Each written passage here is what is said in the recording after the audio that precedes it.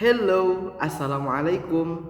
Perkenalkan, nama saya Abdul Hadi. Saya dari PAI 6A. Di sini saya akan memenuhi tugas mata kuliah KPI, Kurikulum Pendidikan Islam.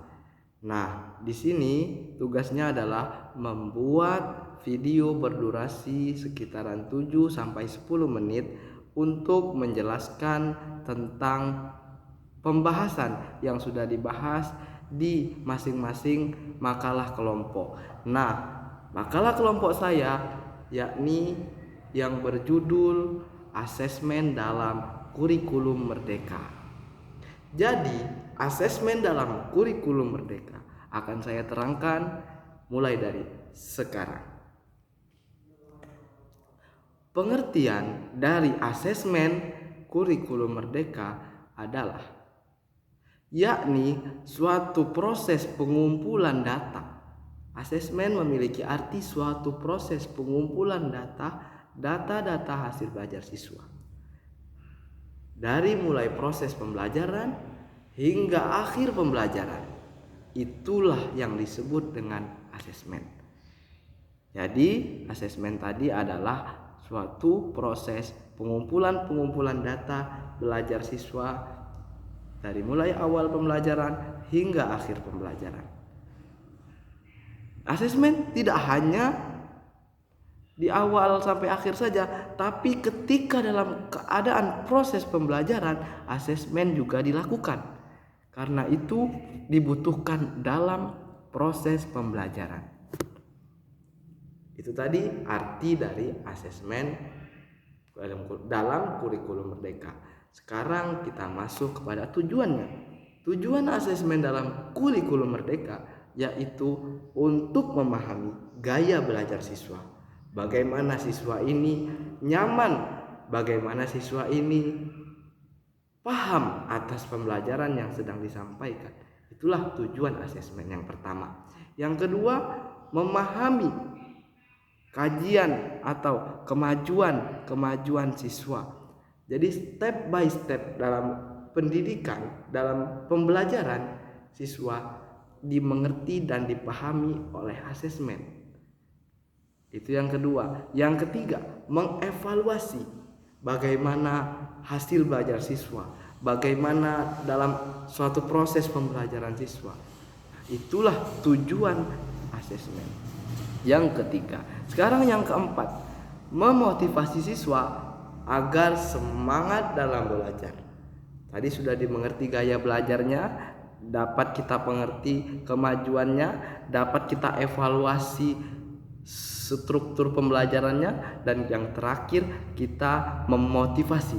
Memotivasi apa? Memotivasi siswa dalam semangat belajar.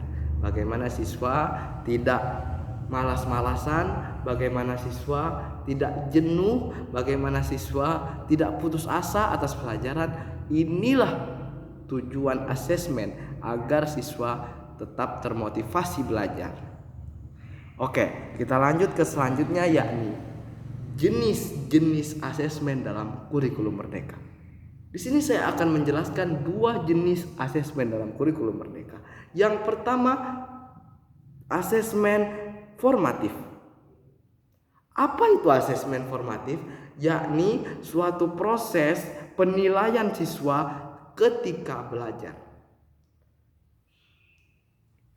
Jadi, asesmen formatif adalah suatu penilaian pembelajaran yang dilakukan oleh guru kepada siswa ketika lagi belajar.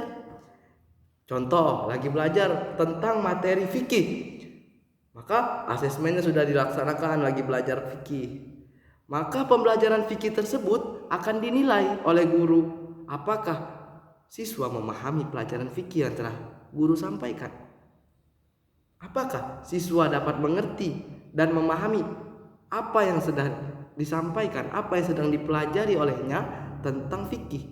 Maka disitulah guru menjelaskan dan mengasesmen asesmen formatif. Dengan cara apa?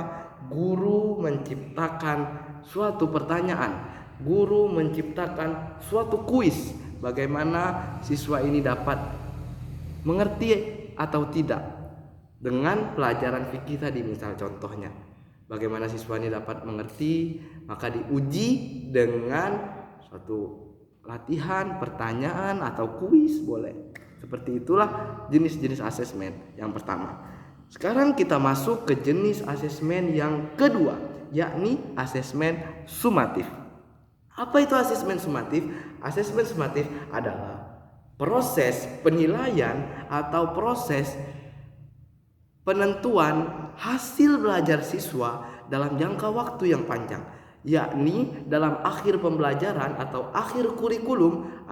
Asesmen sumatif digunakan untuk menilai apakah siswa ini memahami dalam setiap pembelajaran hingga akhir. Bagaimana cara asesmen sumatif? Bagaimana cara asesmen sumatif ini berlangsung? Yakni seperti di akhir semester ada ujian besar semester. Nah, itu gunanya asesmen untuk menilai siswa bagaimana belajarnya, apakah dia mengerti, apakah dia kurang mengerti, bagaimana. Disitulah jenis-jenis asesmen berfungsi. Ada dua tadi, yaitu asesmen formatif dan asesmen sumatif. Setelah itu semua, kita akan masuk ke prinsip-prinsip dalam asesmen kurikulum merdeka. Ada 4 prinsip. Yang pertama, asesmen ini membentuk pembelajaran yang sempurna dan relevan. Membentuk pembelajaran yang sempurna dan relevan, yang bisa merangkul siswa, yang bisa mengajak siswa untuk sama-sama melakukan proses pembelajaran dengan nyaman dan aman. Yang kedua, prinsip-prinsip asesmen yang kedua yakni agar sesuai dengan tujuan pembelajaran. Asesmen harus sesuai dengan tujuan pembelajaran. Apa tujuan pembelajarannya? Maka itulah asesmennya. Dan yang ketiga, adil dan valid. Tidak ada boleh seorang guru memberi nilai karena dia anaknya yang baik, padahal nilai ilmunya tidak segitu. Tak adil berarti guru itu.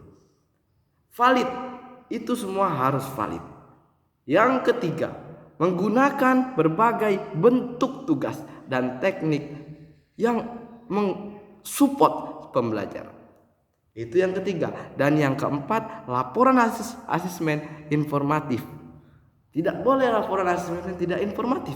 Itu termasuk dalam prinsip-prinsip asesmen dalam kurikulum merdeka. Nah, selanjutnya, peran strategis dalam asesmen pelajaran. Yang pertama adalah evaluasi proses pembelajaran. Bagaimana kita mengevaluasi proses pembelajaran siswa dari yang mulai lagi belajar, ketika belajar berikutnya, sampai akhir pembelajaran. Di situ strategi asesmen yang pertama. Selanjutnya, strategi asesmen yang kedua, yakni memberikan umpan balik kepada guru. Apakah asesmen ini relevan atau tidak? Atau asesmen ini berguna atau tidak? Bermanfaat atau tidak untuk mahasiswa? Bukan untuk mahasiswa ya, untuk siswa. Guru dapat umpan balik, dapat pelajaran. Oh, asesmen yang kita gunakan ini strateginya agak sedikit kurang tepat misalnya. Itu prinsip dari strategi asesmen. Dan yang ketiga, untuk mengembangkan potensi siswa. Bagaimana siswa ini berkembang potensinya karena asesmen yang baik, strategi asesmen yang baik. Itulah guna peran prinsip dari strategi asesmen dalam pembelajaran. Kesimpulannya adalah bahwa asesmen kurikulum merdeka yakni bertujuan untuk kurikulum merdeka adalah mensupport komponen-komponen pembelajaran agar siswa menjadi pintar, nyaman dalam belajar, nyaman dalam semua yang berkaitan dengan pembelajaran, dan memberikan nilai kepada guru. Ini baik pembelajarannya dipahami oleh siswa, ini buruk pembelajarannya tidak dipahami oleh siswa. Itulah pemahaman yang disimpulkan dari materi yang saya jabarkan tadi. Saya Abdul Hadi, NIM saya 2012 20024, pamit undur diri. Semoga bermanfaat bagi kita semua. Wassalamualaikum warahmatullahi wabarakatuh. Lebih dan kurang saya mohon maaf.